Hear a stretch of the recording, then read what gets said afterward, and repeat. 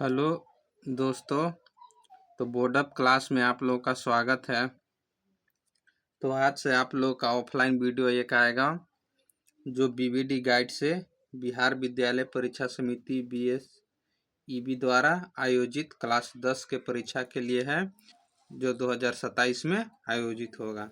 चलिए, उस बुक का नाम क्या है देखिए, क्या है, chapter wise and topic wise solve question bank. आपके लिए सोल्व क्वेश्चन बैंक जो बीवीडी गाइड के साथ दिया था, तो इसी में से मॉडल पेपर, इम्पोर्टेंट क्वेश्चन और चैप्टर वाइज एनालिसिस, जिसमें math, science, social science, English, Hindi, Sanskrit.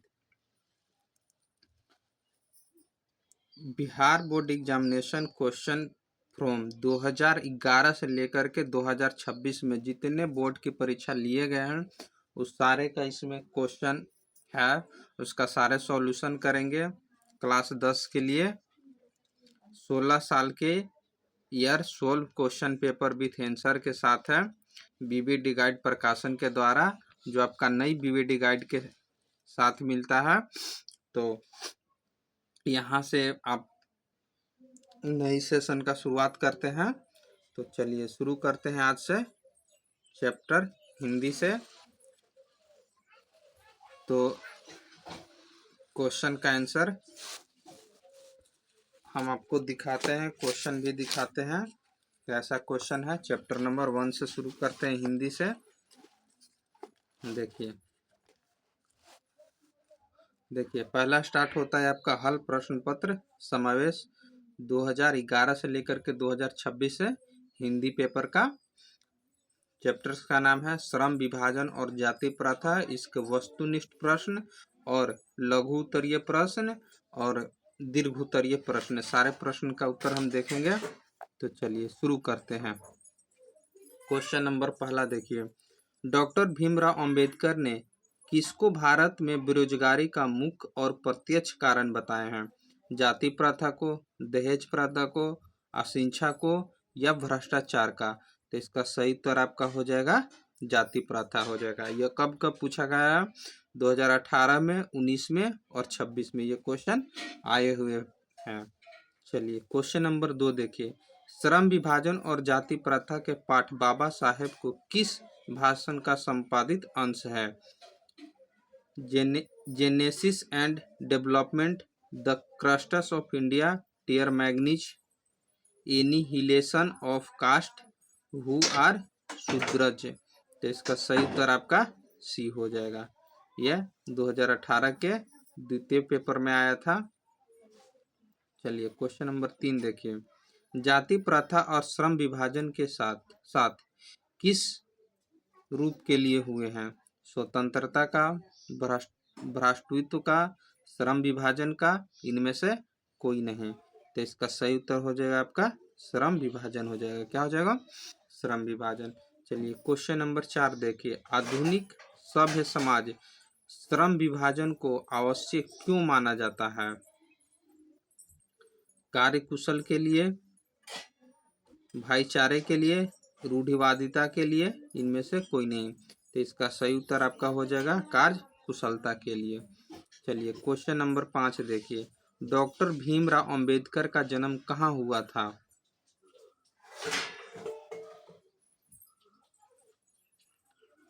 Doctor Bhimrao Ambedkar का जन्म कब हुआ था? 14 अप्रैल 1888, 14 अप्रैल 1889, 14 अप्रैल 1890 या 14 अप्रैल 1991? तो इसका सही उत्तर हो जाएगा आपका 14 अप्रैल 1888 हो जाएगा। क्वेश्चन नंबर 6 देखिए, क्वेश्चन नंबर 6 की तरफ चलते हैं। क्वेश्चन नंबर 6 देखिए, डॉक्टर भीमराव अंबेडकर का जन्म कहाँ हुआ है? महू मध्य प्रदेश में, गोरखपुर उत्तर प्रदेश में, डुमराव बिहार में, दानकुनी पश्चिम बंगाल में? तो इसका सही उत्तर आपका हो जाएगा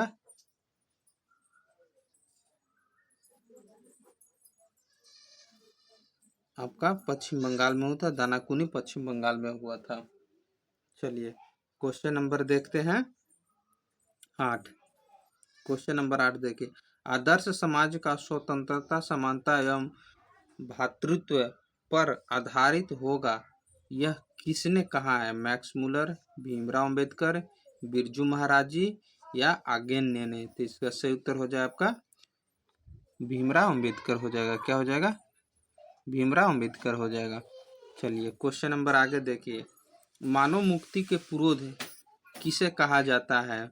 नलिन बिलोचन शर्मा को, सत्येंद्र मिश्रा को, भीमराव अंबेडकर को या अमरकांत को? इनका सही उत्तर हो जाएगा आपका भीमराव अंबेडकर हो जाएंगे। क्या हो जाएंगे? भीमराव अंबेडकर हो जाएंगे। चलिए क्वेश्चन नंबर 11 देखिए। क्वेश्चन नंबर 11, क्वेश्चन नंबर 9 हो गया ना। क्वेश्चन नंबर, जाति प्रथा स्वाभाविक है।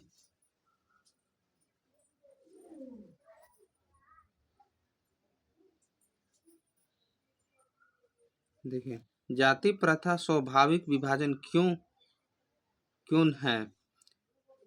भेदभाव के कारण, रुचि पर आधारित नहीं होने के कारण, गरीबी के कारण या शोषण के कारण? तो इसका सही उत्तर आ जाएगा आपका बी नंबर हो जाएगा, रुचि पर आधारित नहीं होने के कारण। क्वेश्चन नंबर 11 देखिए। भारत में जाति प्रथा का मुख्य कारण क्या है? बेरोजगारी, गरीबी, उद्योग धंधे में कमी, अमीरी? तो इसका सही उत्तर हो जाएगा आपका बेरोजगारी हो जाएगा। क्वेश्चन नंबर 12 देखिए। क्वेश्चन नंबर 12 देखिए। भारतीय संविधान का निर्माता किसे कहा जाता है? मैक्स मुलर को, महात्मा गांधी को, भीमराव अंबेडकर को या बिरजू महाराज को? तो इसका सही उत्तर आपका हो जाएगा भीमराव अंबेडकर हो जाएंगे। चलिए क्वेश्चन नंबर 13 से आगे देखते हैं। क्वेश्चन नंबर 13 से 13 देखिए। क्वेश्चन नंबर 13 देखिए। बाबा साहेब भीमराव अंबेडकर का जन्म किस परिवार में हुआ है? ब्राह्मण परिवार में, काश्यप परिवार में, क्षत्रिय में या दलित में? तो इसका सही उत्तर आपका हो जाएगा दलित हो जाएगा। कैसा उत्तर सही हो जाएगा आपका? दलित हो जाएगा। चलिए क्वेश्चन आगे देखिए।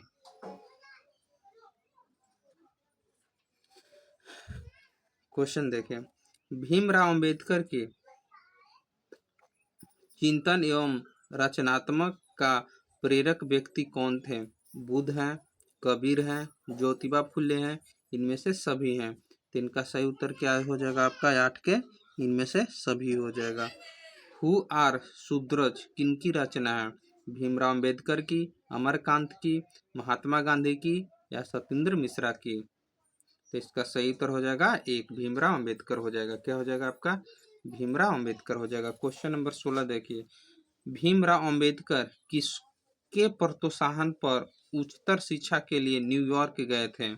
ग्वालियर के नरेश के प्रोत्साहन पर, सिंधिया नरेश के प्रोत्साहन पर, मेवाड़ नरेश के प्रोत्साहन पर, बड़ौदा के नरेश के प्रोत्साहन पर? तो इसका सही उत्तर क्या हो जाएगा आपका डी हो जाएगा। क्वेश्चन नंबर 17 देखिए। द अनटचेबल्स किनकी रचना है? अनटचेबल्स किनकी रचना है? महात्मा गांधी की, यतीन्द्र मिश्रा की, भीमराव अंबेडकर की या रामविलास शर्मा की? तो इसका सही उत्तर हो जाएगा आपका भीमराव अंबेडकर हो जाएगा। चलिए क्वेश्चन नंबर 18 देखिए। किससे बाबा साहेब के नाम से पुकारा जाता है?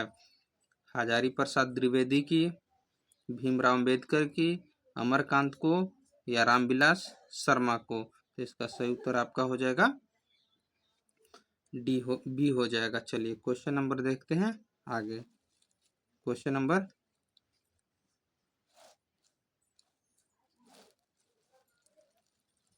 नंबर 18 देखते हैं। चलिए क्वेश्चन नंबर 18 देखिए।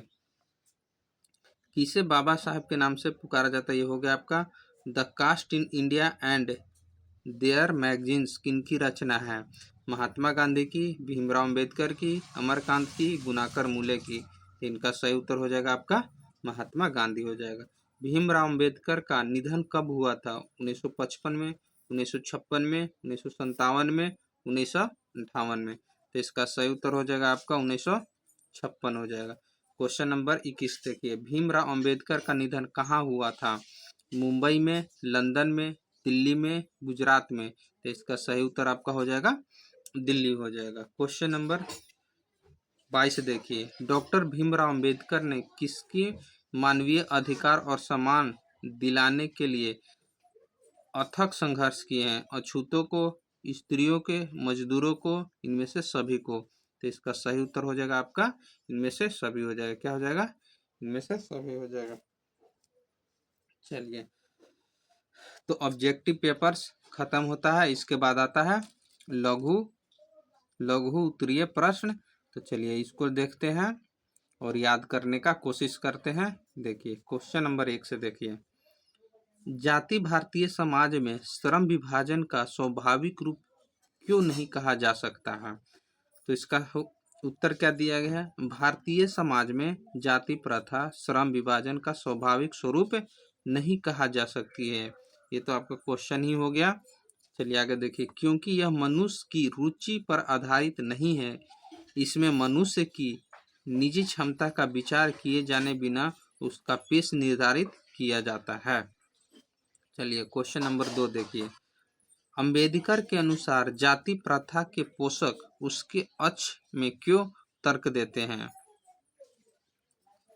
तो उत्तर देखिए, जाति के पक्ष में इसके पोषक का तर्क है कि आधुनिक समाज सभ्य समाज कार्यकुशलता के लिए श्रम विभाजन को आवश्यकता मानता है और चूंकि जाति प्रथा भी श्रम विभाजन का ही दूसरा रूप है, इसलिए इसमें कोई बुराई नहीं है। चलिए क्वेश्चन नंबर 3 की तरफ चलते हैं। क्वेश्चन नंबर 3 देखिए,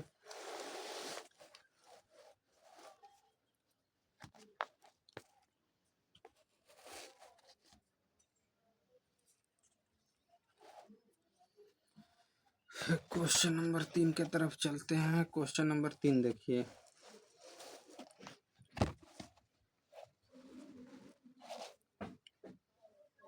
क्वेश्चन नंबर 3 देखिए, लेखक ने पाठ के किन किन पहलुओं पर जाति प्रथा का एक हानिक प्रथा के रूप में दिखाए हैं? चलिए, मानव मुक्ति के पुरोध एवं संविधान निर्माता भीमराव अंबेडकर ने श्रम विभाजन और जाति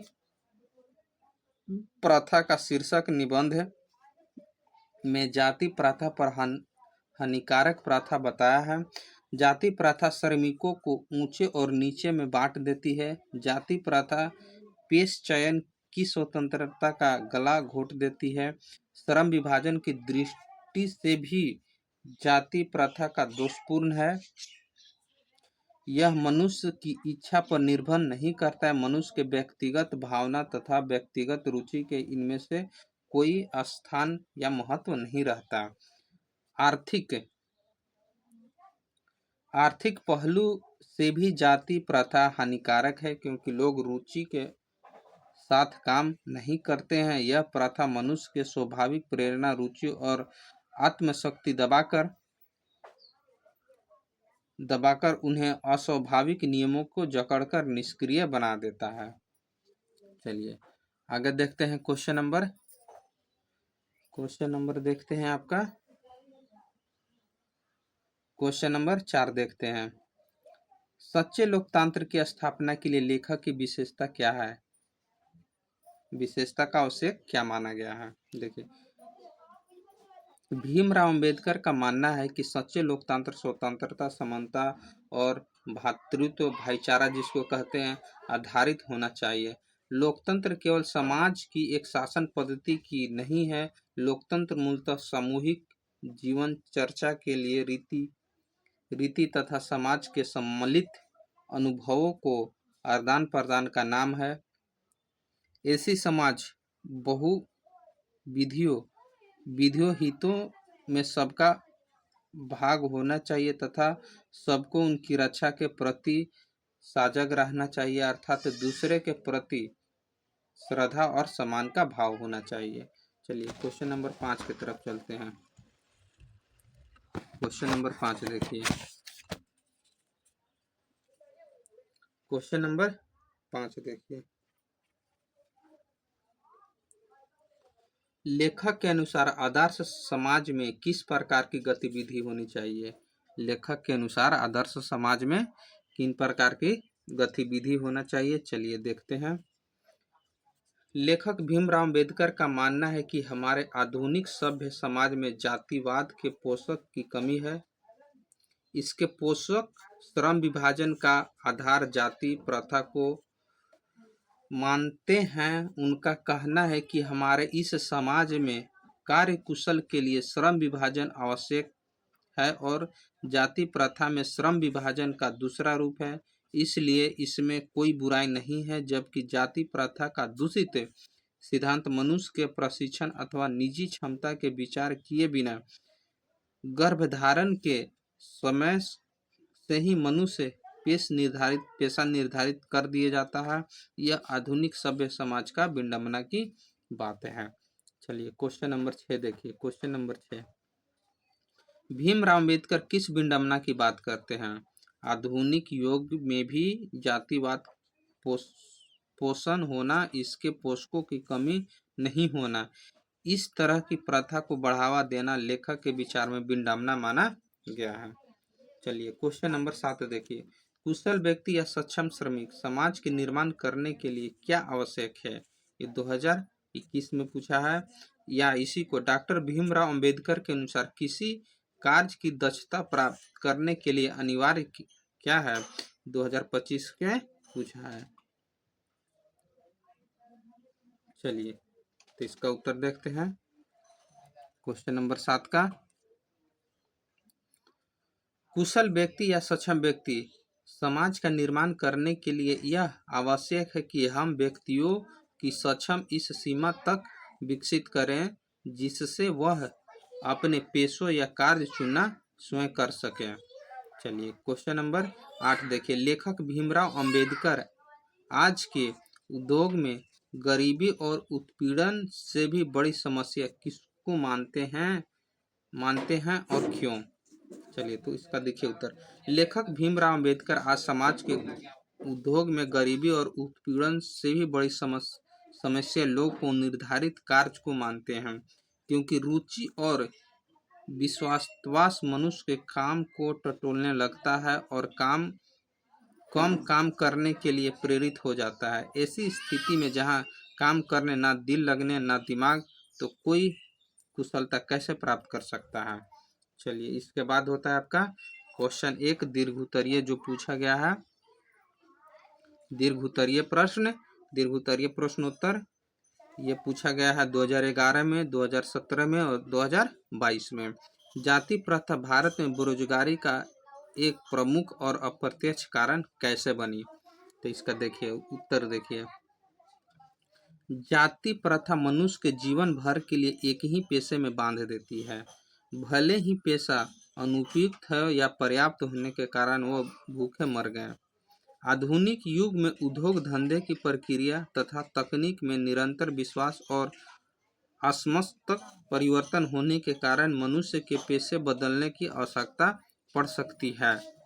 किंतु भारतीय हिंदू धर्म में जाति प्रथा व्यक्ति को परंपरागत होने के बावजूद ऐसा पेशा चुनने की अनुमति नहीं देती है जो उसका पैतृक पेशा ना हो। इस प्रकार पेशे परिवर्तन की अनुमति न देकर जाति प्रथा भारतीय समाज में एक बेरोजगारी का प्रमुख और अप्रत्यक्ष कारण बनता है।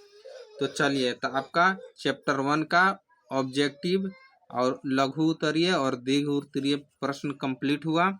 तो कल देखेंगे चैप्टर नंबर 2 का 20 का दांत। चलिए।